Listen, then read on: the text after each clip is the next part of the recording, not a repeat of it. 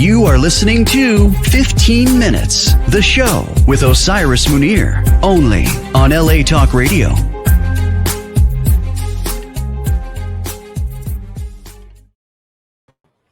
Hey, Kindreds, what's up out there? Listen, boy, it has been a day, a week, an hour, a minute. It's been all kind of stuff coming in off the planet. The country is really going through it. Everything from technology changes to important messages coming in, from all over the world. What's going on? Everybody is trying to be not so focused on the unimportant matters like who's zooming who and the color of somebody's skin and their social status, rather than, the citizens hearing like our government and whoever's running things, y'all got some explaining to do. Please tell everybody what's going on. So today, before we get to our prestigious guest or illustrious guest, whichever you want to call it, both of them sound very, very good. We are going to announce our sponsor. Yay! Hey, sponsor. Senior real estate and probate specialist Kevin Pike of Coldwell Banker, 818-571-1508. He is an expert at all of these things. He will take care of you. I promise he will. Again, Kevin Pike, Senior Real Estate and Probate Specialist, Coldwell Banker, 818-571-1508. Now let's get to our guest. Today, I have the wonderful pleasure. I like to pump up our vets. I'm a veteran myself, proud to say it. We have an esteemed Army veteran and a member of a special organization called the ASA. Now I'm going to let, it means Army Security Agency. I'm going to let Norm Silverman, who will tell you more about this prestigious group. But I will tell you that ASA was formed from 1945 to 1977. Upon volunteering and going through basic military training, Mr. Silverman landed in Berlin, and what that experience was to become the most rock-busting historical event and experience of his entire life. And the story that we are about to hear, people out there, is a story that has not been allowed to be told for 60 years, and they were just given the okay that they could talk about this beautiful and trying experience. So we will bring on now our guest, Army veteran and prestigious member of ASA, Mr. Norman Silverman. Hey, Uncle Norm. I like to call him Uncle Norm. Hey, Uncle Norm. Good to see you, Osiris. How are you doing? Pretty good for a guy my age, I'll tell you. Oh, we love it. I love it. I hope I should be so fortunate to live that long. So first of all, welcome. We're going to start off by asking you, what is the ASA? How did it become the USASA and eventually the INSCOM? It's an interesting story. ASA is Army Security Agency. After World War II, and the Iron Curtain started to fall down around the world, a National Security Agency needed to capture a lot of information behind the Allies, and they picked the Army to come up with a unit, and the Army physically trained your military capabilities. The NSA set the standards for your intelligence operations, capturing information, and it actually existed. They changed the name, or did away with the name, in the mid-1970s, because then the NSA was no longer an independent gatherer. It became part of the National Intelligence Departments. And as of the ASA actually and their facilities, we quit, or they quit, and we ended in 1990 when the final World War II documents were signed with the Russians, and East and West Germany became one country. And they've been all over the world. The history is that we break down into anything that was transmitted electrically or over a wire. We didn't have satellites in those days, maybe a little bit to the end. And we had what they call ELINT, SIGINT, and COMINT. We were able to take code, we were able to take language and intercept. Those were from radio transmissions, and then from things like telephone or other methods of speech that would be COMINT. And we gathered all this information. We did not work for the Army. The Army gave us a building if we needed it, food, a check once a month, not much. And our immediate supervisors were agents of the National Security Agency. And they would give us some of our direction. Most of it, we knew what to do and look for. And we were positioned all over the world, not just in combat. As far as combat goes, we had guys training South Koreans a year before the UN showed up there. In Vietnam, we were training. They didn't even call us ASA. Well, they didn't want us to be known there. They called it R&R, Radio Resources. And we were training the Vietnamese, the South Vietnamese. A year before the Army was there. We took the first fatality in that war. One of our guys did the same job that I did, but he was up training. I wasn't in Vietnam. He was up training the Montagnards, and they got ambushed on a thing. Tom Davis. We were in Asmara, Ethiopia during the revolution. And just as listening posts around the world, we could have been sent to work on the islands and the Aleutians, Adak. We were in a lot of places in West Germany. We were in our own country. And a lot of our code breaking was being done by teams of women agents in Vinhall, Virginia. And in the mid-70s, we were able to get them to come into the fields with us, and especially in Berlin. Berlin was not active combat, but it could have happened at any time. The Berlin people are amazingly brave people, and their history is misused. Berlin, up until 1934, was probably the most popular cultural city in the world. Really? Sorry? Really? I said, really, why? What made it popular? The motion picture industry, they had developed there. Writers like Thomas Mann and Furtwängler, and most of these people were being taken on by the Nazis and left. It was a cultural run out of Germany in the mid-30s. A lot of them came here to the U.S. And what we found out interesting when I got to Berlin, which was in 1963, January 1963, the first night I walked down the street and there was an old building there and just sitting there empty, and it was a synagogue, and it had never been desecrated. The Berliners, I found out, number one, could not stand for the Nazis, as most of the German people did not. As President Trump known the other day when the Prime Minister of Germany said, yes, we're very happy of Normandy. It released us from the horrors that we were having. And Berlin, the army was going to put on a Passover service and invite whatever Jewish people had come back to Berlin. There were 4,000 families there, and many of them had been there the entire time, protected by the Berliners and the honor of the Prussian people that lived there. We became a very important, to us, intrinsic part of the city. Our free time, we did not have to put a uniform on to go into the city.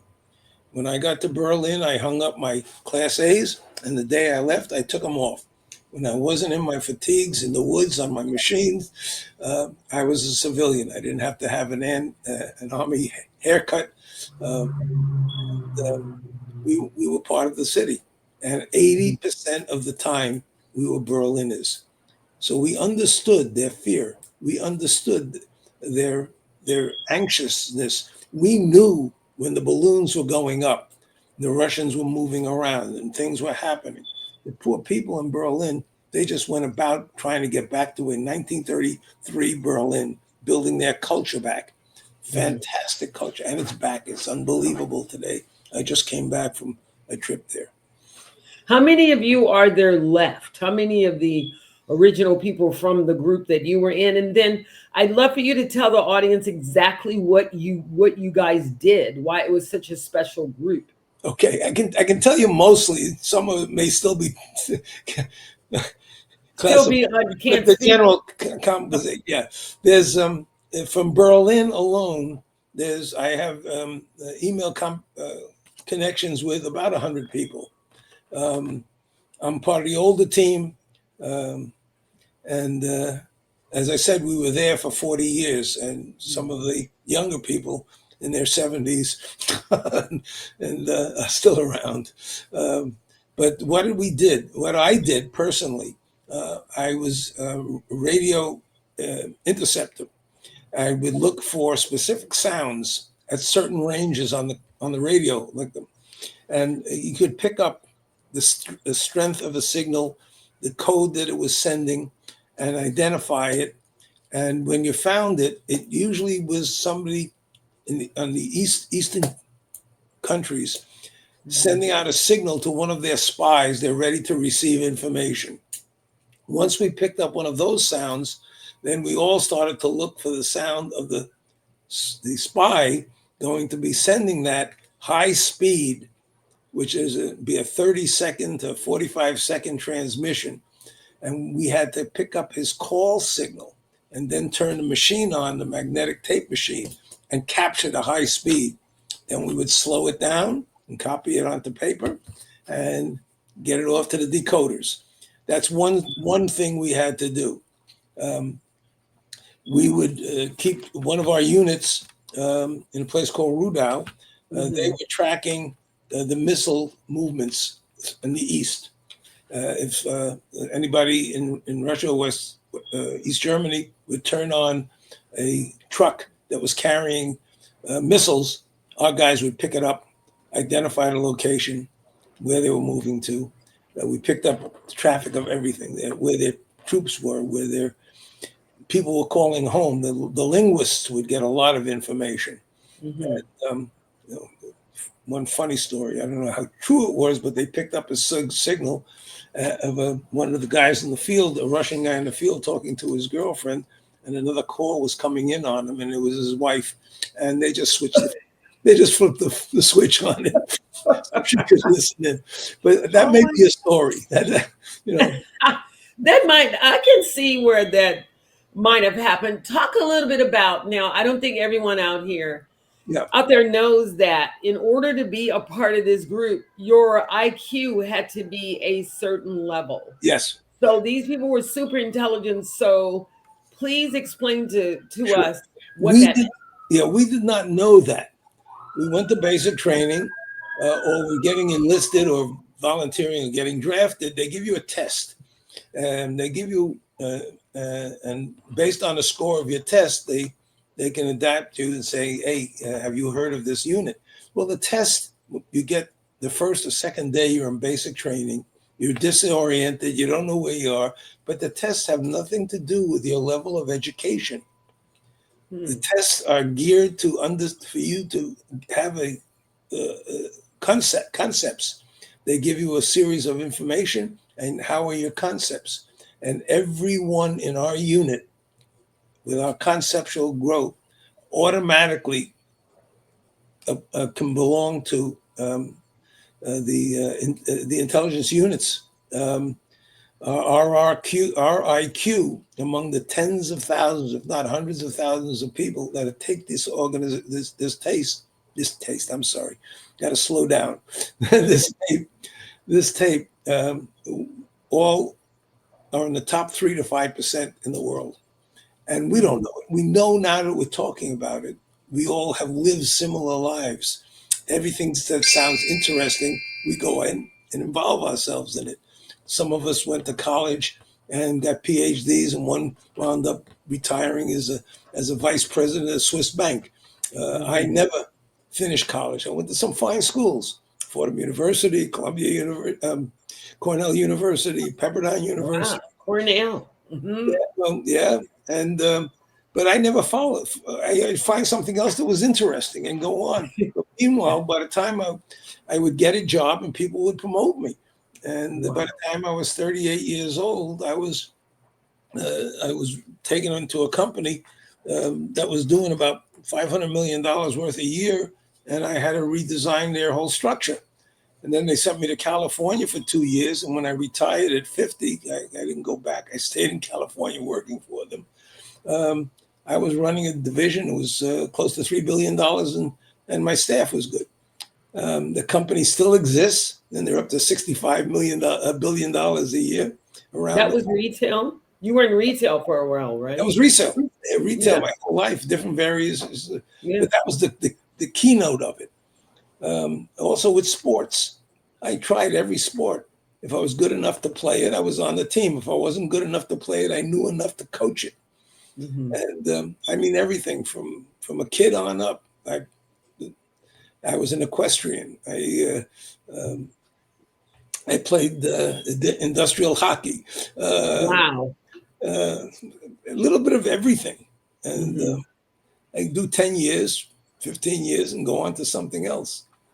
But now, how did the West Berlin archives come into being? Okay, yeah. We started to get declassified between 10 and 15 years ago, slightly. The guy that picked it up was one of our guys, unfortunately recently passed away, who was a linguist. And he figured, he had a lot of photos, and he tried to get the guys all together on a forum and started Yahoo, and they disappeared. So he went Google.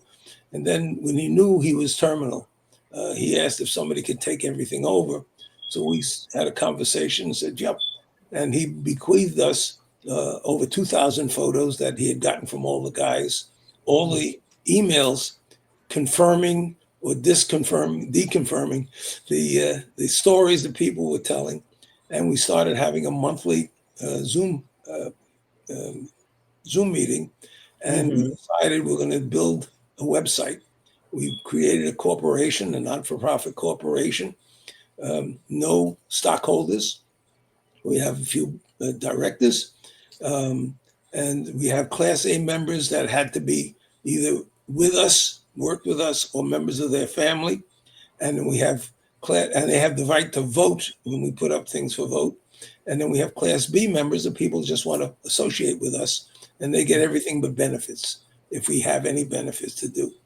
And it's grown to this thing.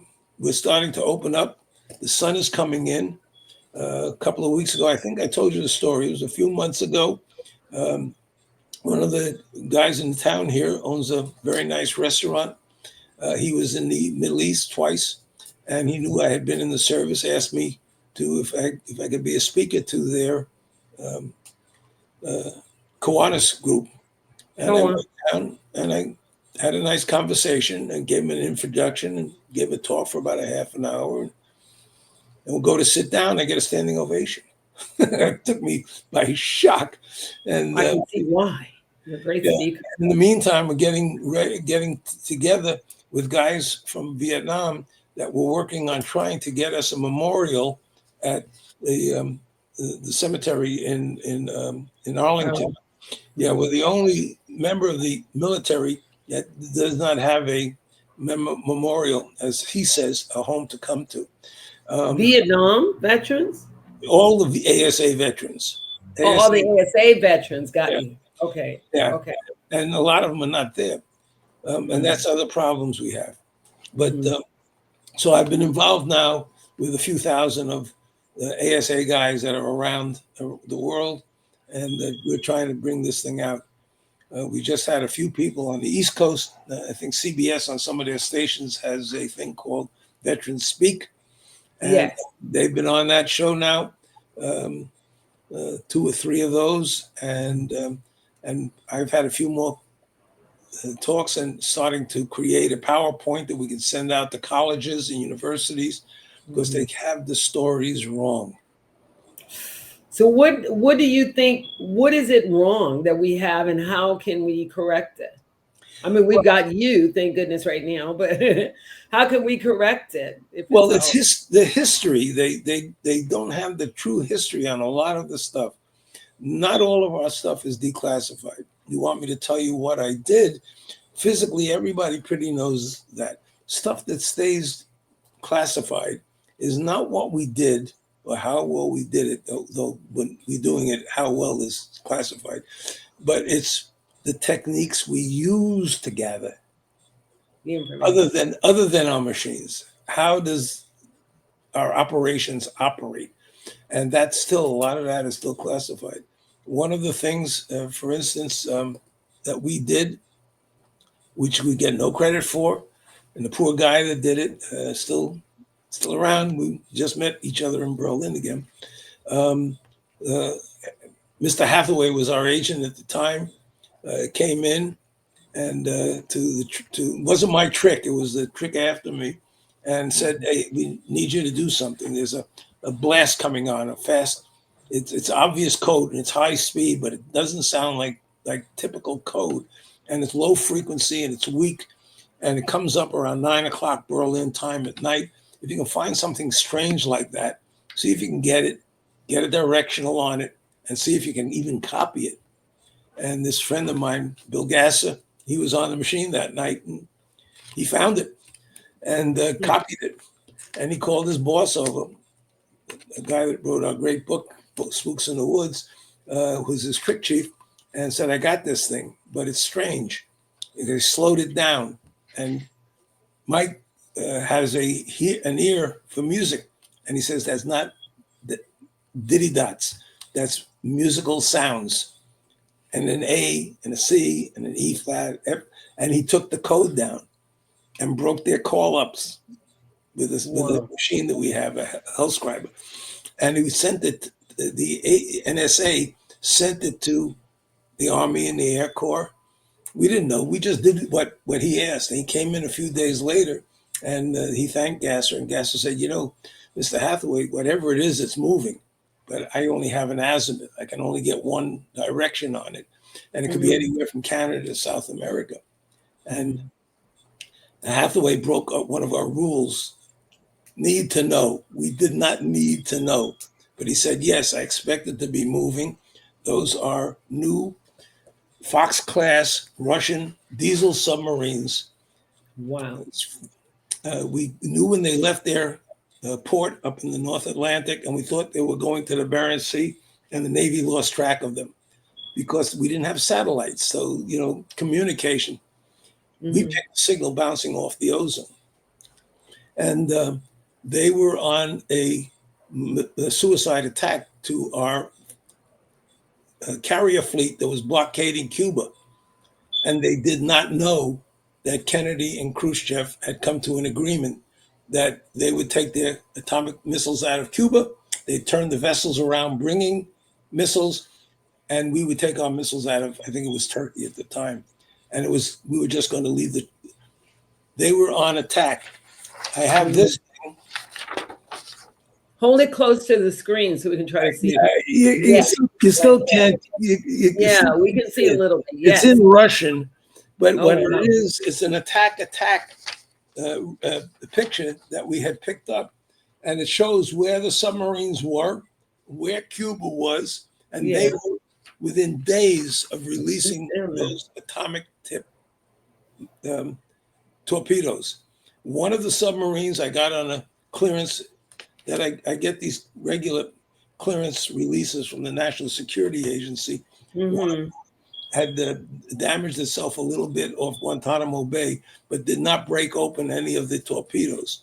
And the thing ended its facts that had the torpedo broken open, we couldn't get in the water between Florida and Cuba to this day because of the atomic energy that was there. But Well, let me we didn't ask know you something. it. 60 years, we didn't know it. You didn't know. Yeah. Do you feel that? Well, let me ask it this way: have any of those things that were used back then poured over into our present day war techniques, how we're communicating, or is it all technology, or are Oh, any yeah. of those things being used? Yeah, communications is all different. Capturing information, the using of AI is an art now in intelligence. And in fact, it gets to the point when I finish a Zoom meeting with my guys, I get a recap of the meeting, not just a picture that I've recorded, but I get a recap done by AI, and it's better than anything I could ever put I down. know. It's scary. And I AI say is that out to the amazing. guys Yeah. and girls. But Yeah. a lot of things have changed. There's other things that have changed, but not in. It's now who's taking over our intelligence and giving away our intelligence, and not understanding the oath that we swore, and all of us. And by the way, everybody in the ASA is a volunteer. Nobody was drafted to be in the ASA. Oh wow. I had volunteered for the draft, and I Mhm. wound up in the ASA, and it was wonderful. And all of ASA was volunteers. Well, I read your story. It said that one reason that you they chose you was that you had some training in the ROTC, Yes. and they wanted some people with some, I guess, some military training. So, what was that like going from? I mean, you were a kid. You in your story. I love your biography. You said you went from you started at Fort Dix, and then you went somewhere else. The next thing you Yeah. knew, you were in Frankfurt, Germany, and then you ended up in Berlin, and that started the most emotional extravaganza experience of life. Talk a little bit about that if you can. Okay. Well, As like I much as tell you can. everybody, I can hardly remember breakfast in any morning, but I remember every minute that I was in Berlin. But before that, when I was in Fordham University, they didn't have a fraternity, but I was in ROTC, and they had a group there called the Pershing Rifles, which was a drill team, world class. But what we would do, we were getting money from the government on our days off from school to go up to Fort Smith near the West Point and work on training and developing training. This was in 1956 for what was going to become the Green Berets. Oh wow! I was trained to be a partial Green Beret. That's why I say when I fall, I don't tend to break any bones. I learned how to roll and duck and roll, tuck duck and roll, duck and roll. My muscle memory is a lot better than my regular memory. Yeah. I bet it would be. I mean, a lot of people, as you know, we're both veterans, comrades in arms, but a lot of us retained. We didn't get what did you call it, deprogrammed? None of us got deprogrammed. We didn't get declassified. We were let out the barn with every memory, every feeling that we have, and it's taken a lot of years to to overcome a lot of those experiences, especially because I don't think people understand out there. If it were not for veterans, I mean, and even we have to still fight for freedom. We are fighting for freedom, and it's not easy when you're out somewhere in a strange country. Your parents and family have entrusted you to the hands of the U.S. government or wherever you're going from, and you get in there and you find out, what the hell is this? What's going on here? I know when I was in, and no one can tell me what happened, we had a guy come in. I remember it like it was yesterday. He had a steel plate in the top of his head, and he showed us some pictures of these gray beings.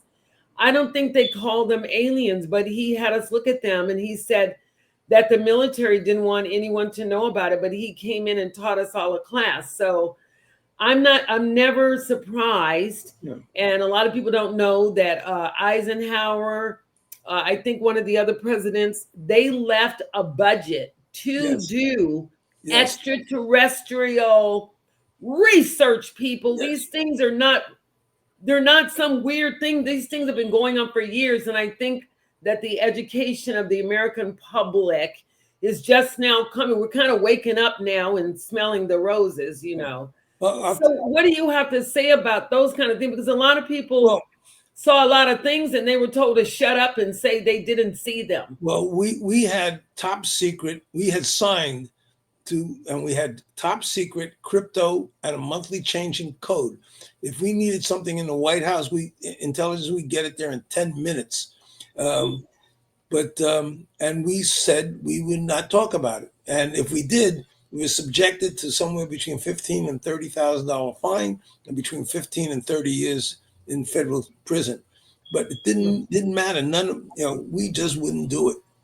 And there was one guy that was a Brit, and one of our guys that fell asleep on the train and woke up in West Germany. But considering the fact that 40,000 people, 40,000 of us over the 40 years went through being ASA people at some security. Guys are very proud of what they've been able to do. Yeah, we found people with the children that their parents that wouldn't tell them. The guy was a docent at the United States Army Museum in Washington, the museum for the U.S. Army. And one of our guys was there and asked the docent, "Do you have anything here on the Army Security Agency?" And he said, "When you come in the lobby, we have all the logos of all the U.S. Army people since the Revolution." And then he looks at him and he says, "We don't. My father, I think, was in ASA in Germany or in Berlin, but anytime I asked him, he wouldn't tell me anything."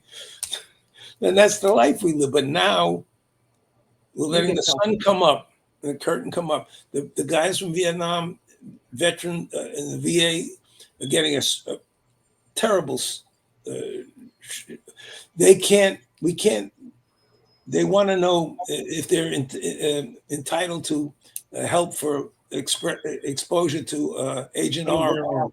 Mm-hmm. And explain to everyone what Agent Orange is. They're not military people necessarily. Okay, around Vietnam during the war, the planes were dropping a pesticide to clear the jungle so our guys could see their way through.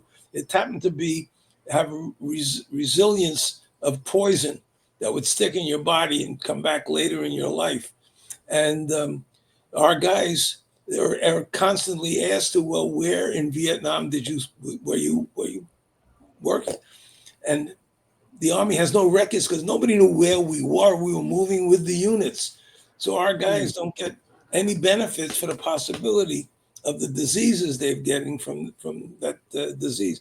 And I just found out in Berlin that the Teufelberg, the big mountain that we had on top of the city that came on in 1963, were a huge gathering. That was all made by World War II rebel houses, ammunition and everything, made a 310-foot high mountain that they could ski down. Well, it turns out it's all poison. It's from homes and from bombs. And they had to drill a hole 300 feet down to the ground to get a ground for the electricity for our things. Just announced, I just got an NSA thing released about the last month that the Teufelberg ground is terrible. And our guys, we had a big team of guys up there from 1963 until 1990. Now, you just came back from Berlin. I'm sorry? You just came back from Berlin. So why did you go? Tell everyone why you went to Berlin and what did you accomplish and how Berlin has been able to pay homage to this old thing by turning that city into a bomber thing you were telling me? Well, you have to understand the Berlin is a cultural city, and it's back to being one of the great cultural cities in the world. I like Berlin. I've been to Yeah, Berlin. yeah, you can go in August and join the naked marathon race. No, I'm just kidding. But they they came to help during the lift in '48. We needed an airport that had been damaged. The women would come out in their dresses. German soldiers that had come home that were engineers, mechanics. We had that airport open in 90 days. And one of my buddies was helping a woman that lived in the house next to him and said, this was a few years later, 10 years after the war. Does it bother you now that the Americans are still hanging around Berlin? And she takes him into the house and into the basement. And she had an entire wall of what they call REM, ready to eat meals Merchandise. from the lift from 1948, and said, how could we be this annoyed by having our angels from the sky that came to us? And Berliner would find you and say, hey, you American? Yeah. We didn't look too much like GIs because we didn't have to have GI haircuts. You could grow a mustache. We wore clothes, and most of us could talk enough. But you're an American. Can I buy you a drink? And then we would hear stories from the people that had come over the wall, and we saw the people who were getting shot going over the wall, and that stays with you. The Berliners had that in their head all the time. We knew when the wall was going up.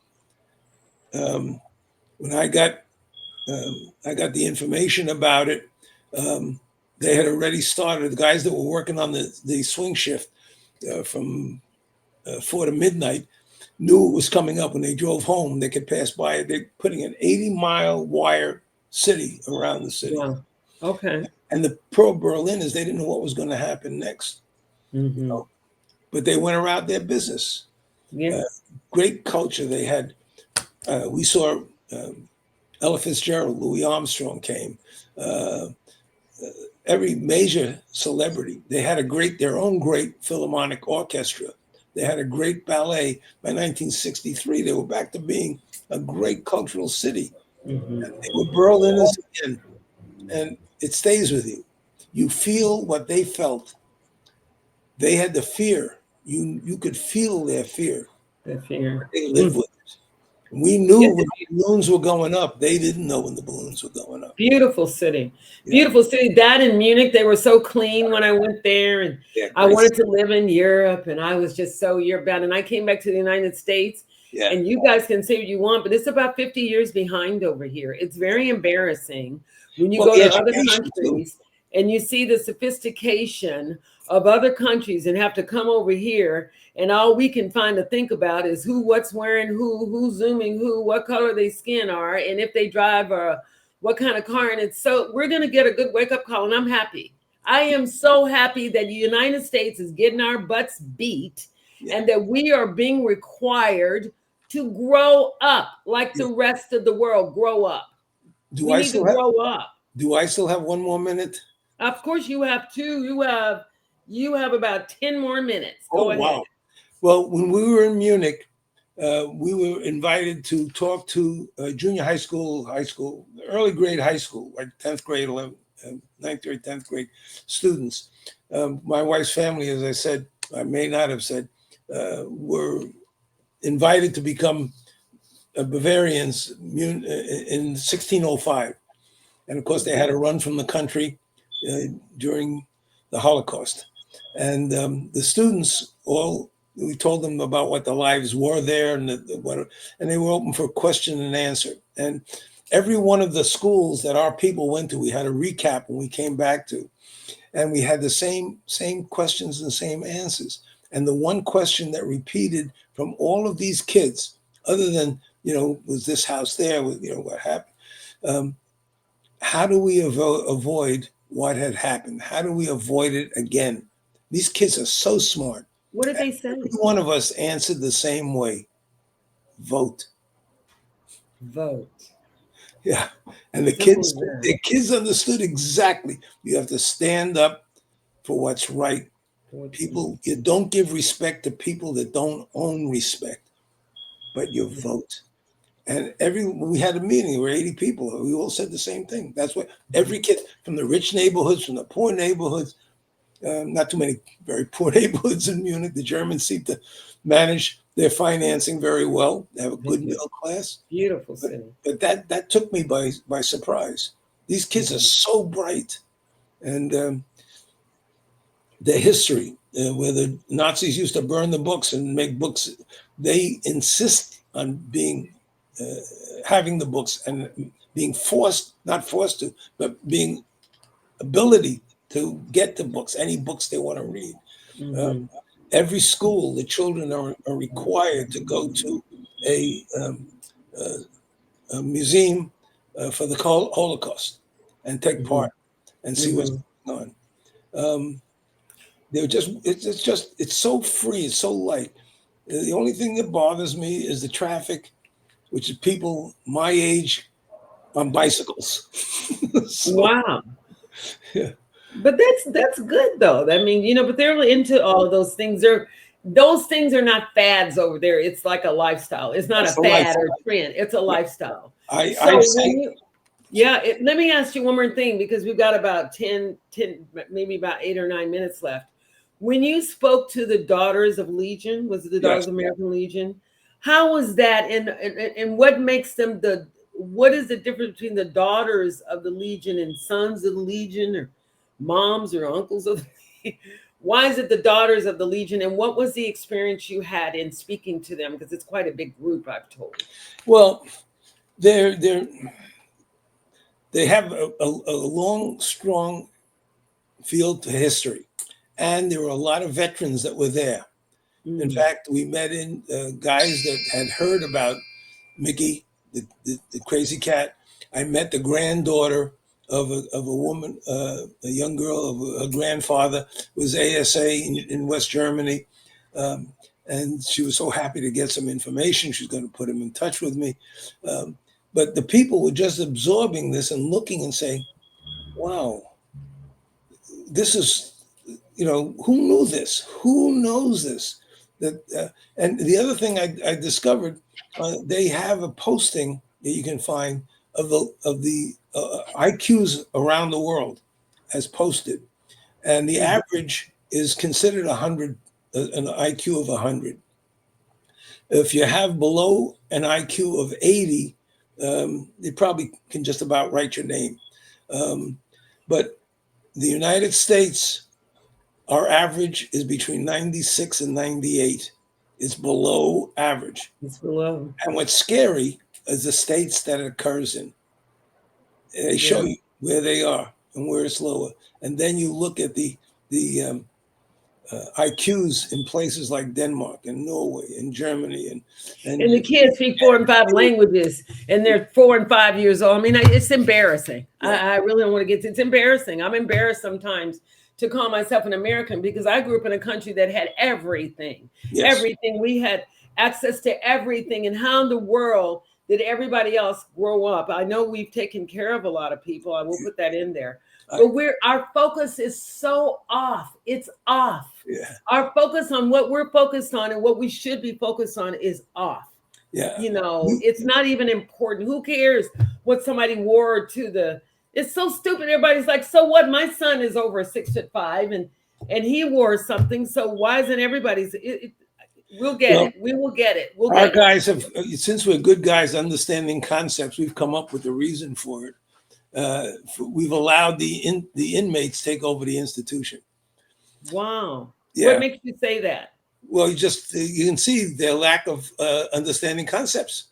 Most of them, and aside from, even a lot of them are very well educated, but they don't understand how to apply that education to concepts. True. And the most of them just don't have concept.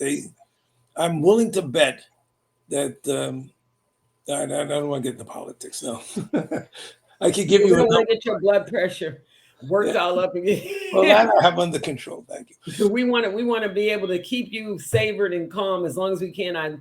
I need to have you around for your wisdom and your incredible presence. Yeah. But listen, we've got about 3 more minutes, and I promised the station owner, because everything ran kind of late today, Yeah. And I wanted you to tell everybody where we can find out more about the West Berlin Archives, how we can find out more about ASA in a USNASA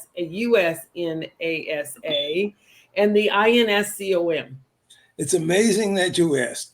First of all, the website is almost about the history of Berlin, but it has some information about ASA, a lot. Mm-hmm. And that is www.westberlinarchives with an S at the end .org. Mm-hmm. And in there, they can find me under historic narratives. We're starting to post everybody's bio on there. And I saw it. For us, that's a history to give our children, our progeny, some pride of what their parents and grandparents had done, and to pass it on to history. The other thing is we have a few good books out. This one I think is one of the best. Spooks in the Woods. Spooks in the Woods. And the easiest get it is from me.